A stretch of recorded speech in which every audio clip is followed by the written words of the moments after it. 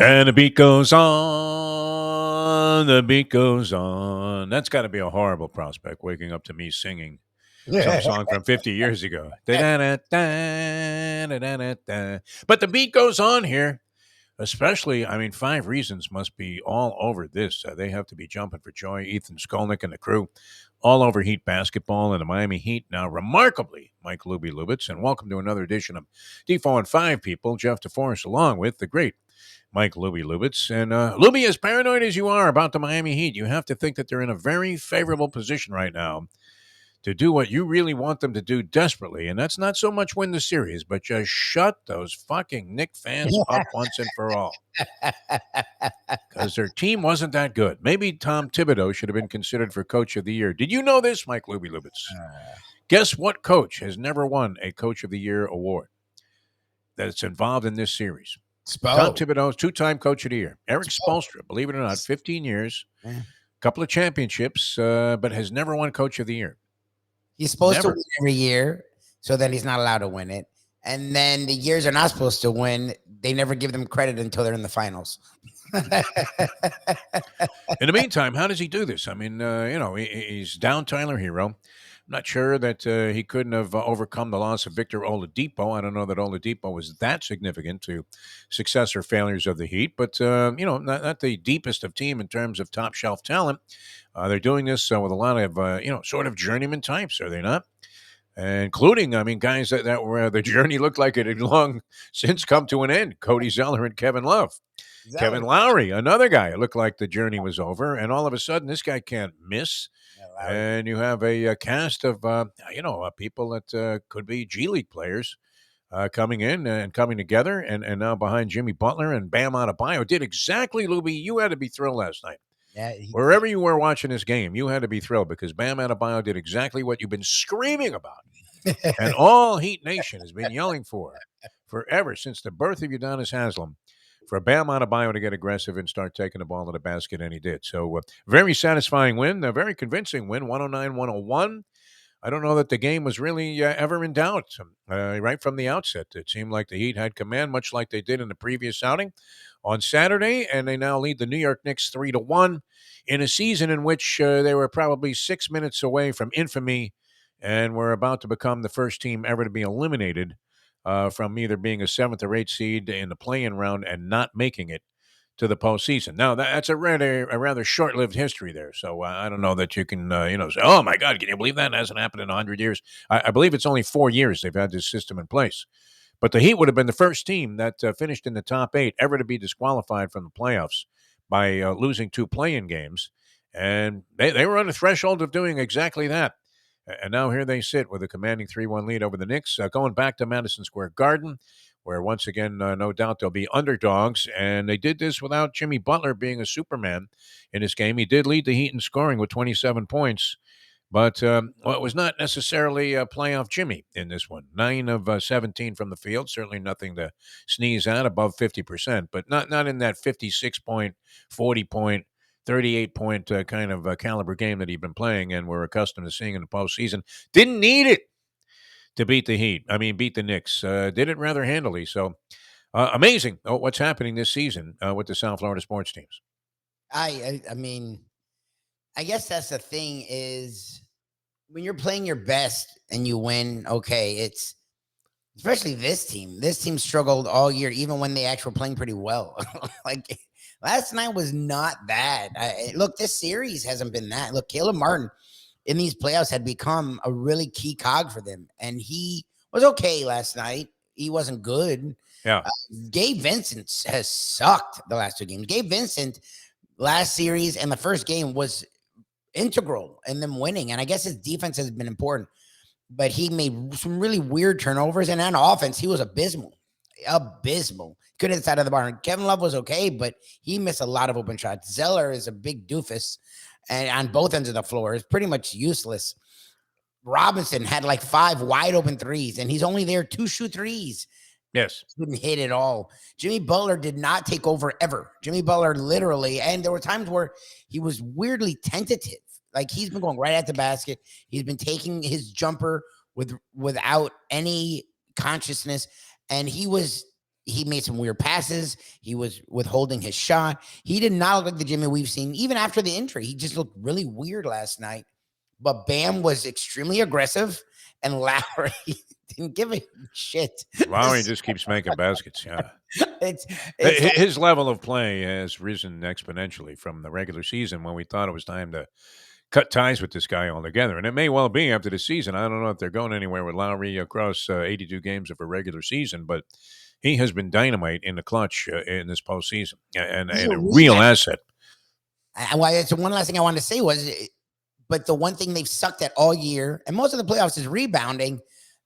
They were amazing last Yes, night. offensive boards were huge. Very good point, Mike Lubie Lubitz. You went Hubie Brown on me and went to the offensive glass, but it did seem like they were not only getting second, but third and fourth shot opportunities on a lot of their possessions during the course of that ball game, especially third quarter when the game was hanging in the balance. I was going to text you that the third quarter would be pivotal. Like whoever won that third quarter probably wins the series. And that was maybe also true in the Lakers Warriors game as well, which took place later on. And now, as I've been saying, you laughed at me throughout most of the season, Louie. Then you started to get a little scared, as we used to say in Brooklyn, that maybe I was onto something. As the regular season wound down and it looked like the Lakers were going to make the playoffs, Anthony Davis was playing well. LeBron James has had another great year. It's just incredible at 38 years old. You can't say enough good things about him. You probably at this point would have Skip Bayless if he was willing to go Tucker Carlson and the rest of the Fox News people. He'd be willing to admit that, you know what, LeBron's not bad. I don't know that he'd say he was a great player, but he might. Even he might say that LeBron James is not bad. But they got cooking, and I have to give it. What is it? Pavelka? What's the guy's name? Rob Pelinka. Pelinka. I always want to call him Pavelka, like he was a hockey player. Rob Pelinka. Made some pretty good moves, right? He got that, Hiroshima guy, and brought in D'Angelo Russell. And, they get enough from Austin Reeves, who really is like the poor man's Kurt Rambis, although he can shoot a little better than Rambis. He does more things He's a than scorer. Rambis. And it's amazing to me the responsibility that LeBron James is willing to accord this guy during the course of running offensive sets at their end when they're in the half-court offense. Because he trusts him with the ball. He trusts him to take shots, which is great. It's not exactly like you're looking at J.R. Smith here. So, here's an awkward-looking white guy that looks like he would make no contribution whatsoever to any NBA team. The kind of guy that looks like he'd probably be playing, off the bench for the Washington Generals, and he's become a key factor and helped the team cement itself as a legitimate force. And they have Golden State down 3-1 now, one game away from elimination. So that was the NBA action last night. It was pretty good. But the Miami Heat now, and they play, Wednesday and Friday? I don't know. That's annoying if that's really the truth. I believe so, yeah. So they linked back up. The Panthers and Heat series. I guess so, yeah. I mean, I think both teams are playing on Wednesday night. The Panthers will play Wednesday against the Toronto Maple Leafs. Another Cinderella story that is being written here in this town. How could this be, Lubie? Years and years we've been talking about what a dog meat sports market this is. Yes, we have teams, but there are only a couple of them that we have any respect for. And the expectations are Blutarski-esque most years in terms of championships, 0.0. Now, I don't know that either of these teams are going to win a championship. Who's in the better position? That's a good question. Now I don't know.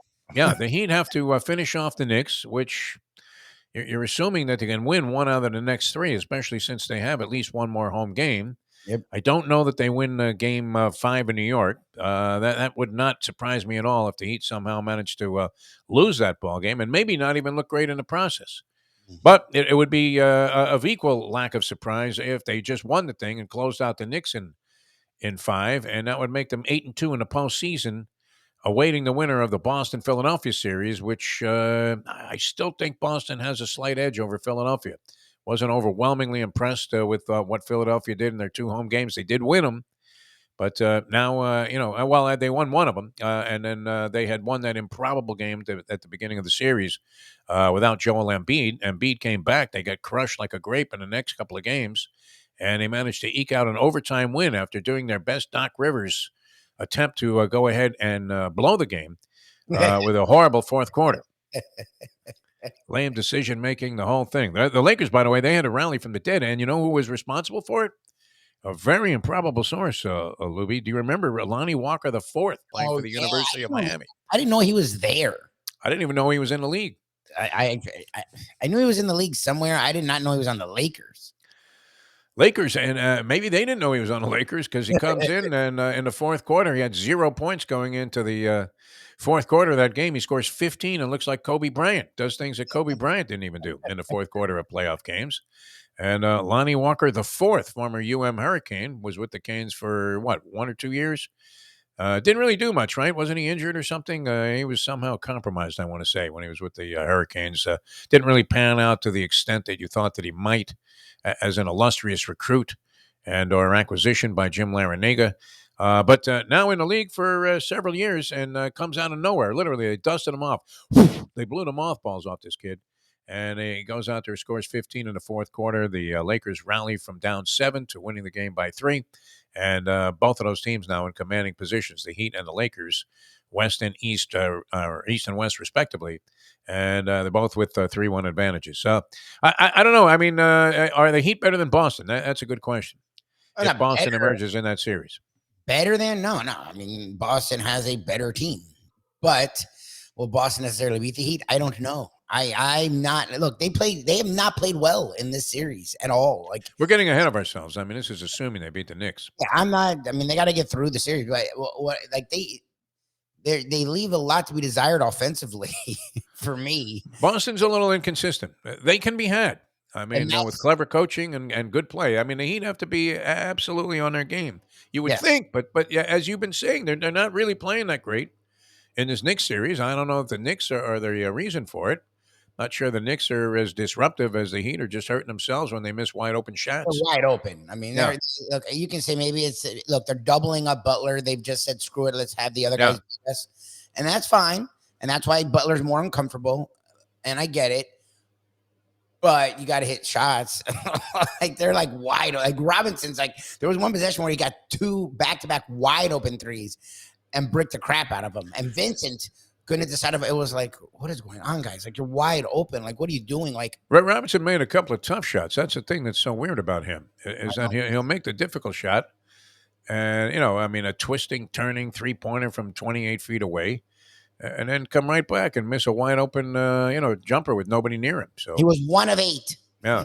1 of 8. Well, the one he made was a difficult shot. I can assure you. I mean, Oh, it's fine. But look, the Celtics aren't there's no juggernaut. Like the Panthers are probably the more talented team because they're. I don't know. Both teams were a 1 seed last year. That's the funny thing is people forget both these teams were 1 seeds last year, and for some reason fell off a cliff. Well, the Panthers just changed their roster, so it took them and their coach. It took them before the playoffs to really get in gear. The Heat, they had a lot of injuries, and Spoelstra won't use that, but it's true. Hero, who is a key cog, you would think, but you wouldn't know because he hasn't been there since game 1. They've gone right through the playoffs. yeah. Like has been hurt a lot of the year. You would have to think it would be an asset, though, to have Tyler Hero available to you, 100%. because then you don't have to go one level down in terms of your roster's talent to try and find those points.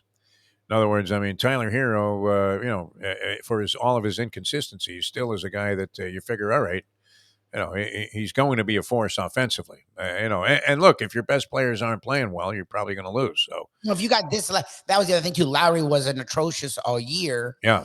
And that took them last year. He was at least something. This year he did nothing, and now you're seeing him play. Oh, amazing! I mean, every time I looked up, he was making another 3-pointer at the very end of the shot clock. Well, when the offense had completely bogged down and was in quicksand. Yep. And here comes Lowry, pops one in there. Same thing, Strus from time to time, and of course, Bam Adebayo actually made up his mind that instead of getting the ball and going, what do I do with this? As if they had thrown him a hand grenade into the low post. He all of a sudden is now just taking a thing and taking off with aggression to the basket, which is great. So good win by the Miami Heat last night. The Florida Panthers do it tomorrow night. They'll both be in action tomorrow night, and so that'll be another one of those deals. I'm gonna have to go to a sports bar again. Looks like another trip to Stingers for me up the street here in the Lauderdale by the Sea, Pompano Beach area. And let's hope. I mean, when is this?